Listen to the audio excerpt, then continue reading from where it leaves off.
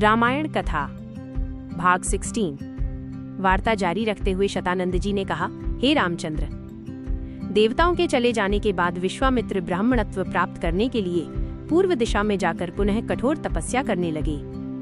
बिना अन्न जल ग्रहण किए वर्षों तक तपस्या करते करते उनकी देह सूखकर कांटा बन गई। इस तपस्या को भंग करने के लिए नाना प्रकार के विघ्न उपस्थित हुए, किंतु उन्होंने उन सब का निवारण किया, और वह भी बिना क्रोध किए। तपस्या की अवधि समाप्त होने पर जब वे अन्न ग्रहण करने के लिए बैठे, ज्यों ही प्रथम ग्रास उठाया भी न था कि ब्राह्मण भिक्षुक के रूप में आकर इंद्र ने भोजन की याचना की। विश्वामित्र ने अपना भोजन उस याचक को दे दिया और स्वयं निराहार रह गए। इंद्र को भोजन दे देने के पश्चात विश्वामित्र के मन में विचार आया कि संभवत अभी मेरे भोजन ग्रहण करने का अवसर नहीं आया है, इसीलिए याचक के रूप में ये विप्र उपस्थित हो गया। मुझे अभी और तपस्या करना चाहिए। अतएव वे मौन व्रत धारण कर फिर से दीर्घकालीन तपस्या में लीन हो गई। इस बार उन्होंने प्राणायाम से श्वास रोककर महादारुण तप किया। उनके तप से प्रभावित देवताओं ने ब्रह्मा जी से निवेदन किया कि भगवान, विश्वामित्र की तपस्या अब पराकाष्ठा को पहुंच गई है। अब वे क्रोध और मोह की सीमाओं को पार कर गए हैं। अब इनके तेज से सारा संसार प्रकाशित हो उठा है। सूर्य और चंद्रमा का तेज भी इनके तेज के सामने फीका पड़ गया है। अतएव आप प्रसन्न होकर इनकी अभिलाषा पूर्ण कीजिए। देवताओं के इन वचनों को सुनकर ब्रह्मा जी उनसे देवताओं को साथ लेकर विश्वामित्र जी के पास पहुँचे और बोले कि हे विश्वामित्र, निस्संदेह तुम्हारी तपस्या प्रशंसनीय है। हम तुमसे अत्यंत प्रसन्न हैं और तुम्हें ब्राह्मण श्रेष्ठ की उपाधि प्रदान करते हैं। तुम संसार में महान यश के भागी बनोगे।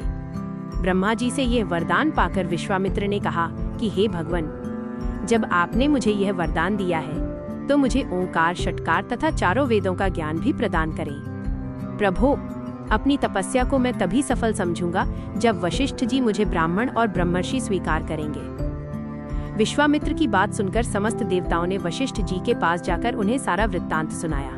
उनकी तपस्या की कथा सुनकर वशिष्ठ जी स्वयं विश्वामित्र के पास पहुँचे और उन्हें अपने हृदय से लगाकर बोले कि विश्वामित्र जी, आप वास्तव में ब्रह्मर्षि हैं। मैं आज से आपको ब्राह्मण स्वीकार करता हूँ। हे रघुनंदन, इतनी कठोर तपस्याओं एवं भारी संघर्ष के पश्चात विश्वामित्र जी ने यह महान पद प्राप्त किया है। ये बड़े विद्वान, धर्मात्मा, तेजस्वी एवं तपस्वी हैं। राजा जनक भी शतानंद द्वारा वर्णित विश्वामित्र जी की कथा सुन रहे थे। वे बोले, हे कौशिक, मैं आपको और इन राजकुमारों को मिथिला में पाकर कृतार्थ हो गया हूँ। अब अधिक समय व्यतीत हो चला है। भगवान भास्कर अस्ताचल की ओर जा रहे हैं। संध्या उपासना का समय हो गया है, इसलिए मुझे आज्ञा दीजिए। प्रातःकाल पुनः आपके दर्शन के लिए आऊंगा। इस प्रकार मुनि से आज्ञा ले राजा जनक अपने मंत्रियों सहित विदा हुए। विश्वामित्र जी भी दोनों राजकुमारों के साथ अपने निश्चित स्थान के लिए चल पड़े। दूसरे दिन प्रातःकाल राजा जनक से महर्षि विश्वामित्र ने कहा, हे राजन, दशरथ के इन दोनों कुमारों की इच्छा पिनाक नामक धनुष को देखने की है। अतः आप इनकी इच्छा पूर्ण करने की व्यवस्था कर कीजिए। राजा जनक के कुछ कहने से पूर्व ही राम ने कहा, हे नरश्रेष्ठ, पहले आप हमें पिनाक का वृत्तांत सुनाइए। हमने सुना है कि पिनाक शंकर जी का प्रिय धनुष है। शिव जी के पास से ये आपके पास कैसे आया? इस पर मिथिलापति जनक बोले, हे राम, एक बार प्रजापति दक्ष ने एक बड़ा विशाल यज्ञ किया। दक्ष जी शंकर जी के श्वसुर थे। अपने जामाता से अप्रसन्न के कारण उन्होंने उस यज्ञ में न तो शिव जी को आमंत्रित किया और न ही अपनी पुत्री सती को। पति के समझाने बुझाने की परवाह न करके सती अपने पिता के यहाँ यज्ञ में पहुँच गईं। वहाँ सती का बहुत अपमान हुआ। सती ने देखा कि देवताओं के लिए यज्ञ का जो भाग निकाला गया था उसमें शिवजी का भाग था ही नहीं। इससे क्रुद्ध होकर सती ने यज्ञ कुंड में कूदकर अपने प्राण त्याग दिए। महादेव जी के गणों ने जो सती के साथ राजा दक्ष के यहाँ आए थे, लौटकर महादेव जी को सारा वृत्तांत बताया। सती की मृत्यु की सूचना पाकर महादेव जी बड़े क्रुद्ध हुए। उन्होंने राजा दक्ष की यज्ञ भूमि में जाकर उस यज्ञ को नष्ट कर डाला।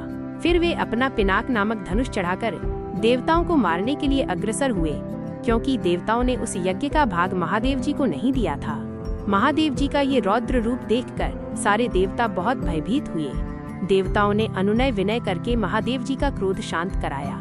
क्रोध शांत होने पर महादेव जी ने पिनाक को देवताओं को दे दिया और कैलाश पर्वत पर लौट गए। देवताओं ने उस धनुष को हमारे पूर्व पुरुष देवरात को दे दिया। तभी से वो धनुष हमारे यहाँ रखा है।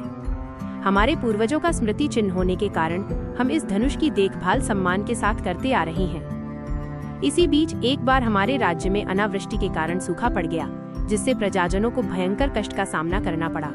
उस कष्ट से मुक्ति पाने के लिए मैंने एक बहुत बड़ा यज्ञ किया। पुरोहितों के आदेशानुसार मैंने अपने हाथों से खेतों में हल चलाया। हल से भूमि खोदते खोदते भगवान की इच्छा से मुझे एक परम रूपवती कन्या प्राप्त हुई। उसे मैं अपने राजमहल में ले आया और उसका नाम सीता रखकर अपनी पुत्री के समान उसका लालन पालन करने लगा।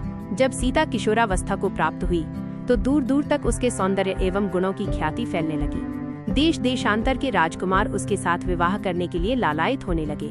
मैं अद्भुत पराक्रमी योद्धा के साथ ही सीता का विवाह करना चाहता था, अतः मैंने यह प्रतिज्ञा कर ली कि शिव जी के धनुष पिनाक पर प्रत्यंचा चढ़ा देने वाला वीर राजकुमार ही सीता का पति होगा।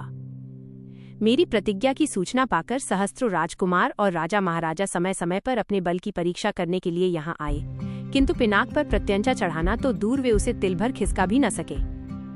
जब वे अपने उद्देश्य में इस प्रकार निराश हो गए तो वे सब मिलकर मेरे राज्य में उत्पात मचाने लगे।